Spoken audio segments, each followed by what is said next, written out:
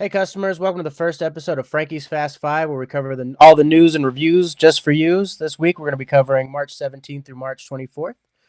First thing, the biggest headlines of last week. Victoria Alonso has left Marvel Studios. For those unaware of who she is, she was the co-president of Marvel Studios and also head of the video effects department.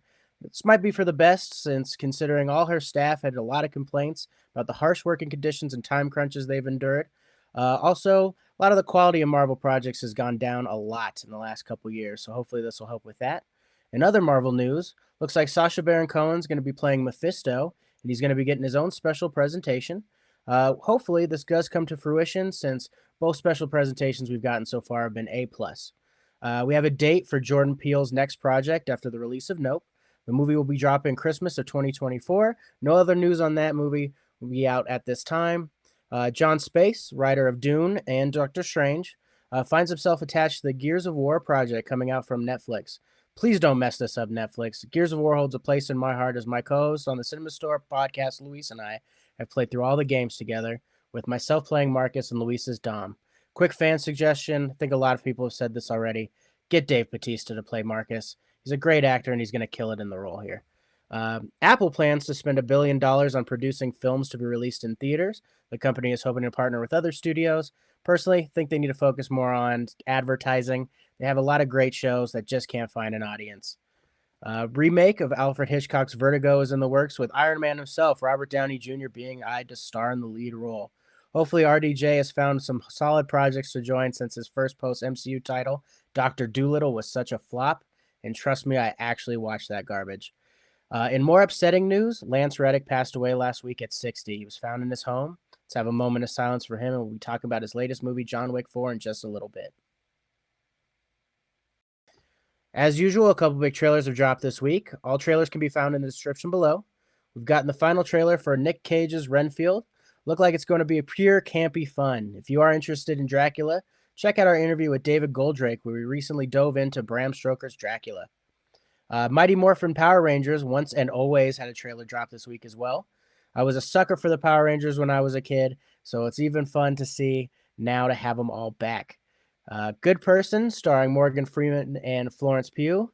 Looks like it's going to be a rough time at the movies, but could be great, and maybe even some Oscar bait there. We also had two shark movies come out with trailers this week. The Black Demon, starring Josh Lucas, and Big Shark from Tommy Wiseau.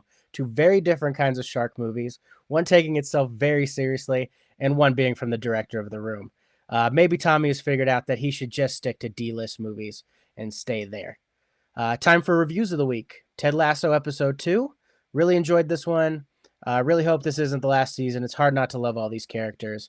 It is going to be seeing this new character of Zava fit in and how he does with the team of AFC Richmond. Pretty sure he's just going to be the new Jamie Tart, and we're going to have a new jerk on the team. Got to give this episode a dope. We do have Swarm that dropped last week on Amazon. I had an opportunity to check out the first two episodes. So far, I've really enjoyed it. You could definitely tell it's a Donald Glover project.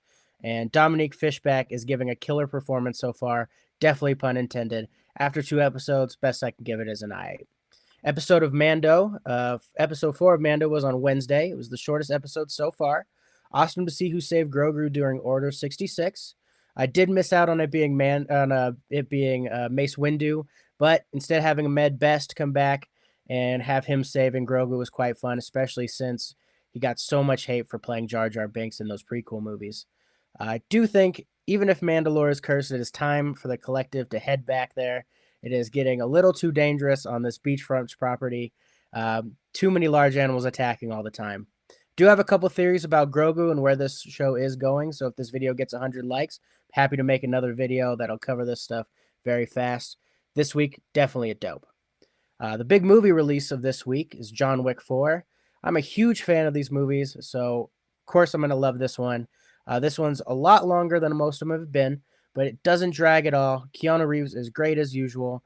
Donnie Yen is the fucking man. Can't hate on him at all. A little disappointed he did have to play a blind character again, just like he did in Rogue One.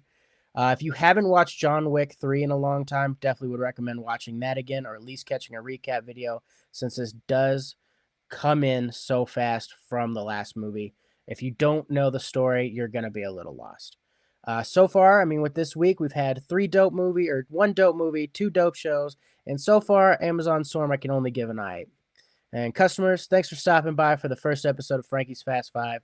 Don't forget to like, subscribe, and if you have anything you want me to briefly cover in next week's episode, leave it in the comments below. I'll see you next week with my review of the new Dungeons & Dragons movie, Apple TV's Tetris, and of course, more Ted Lasso and Mando.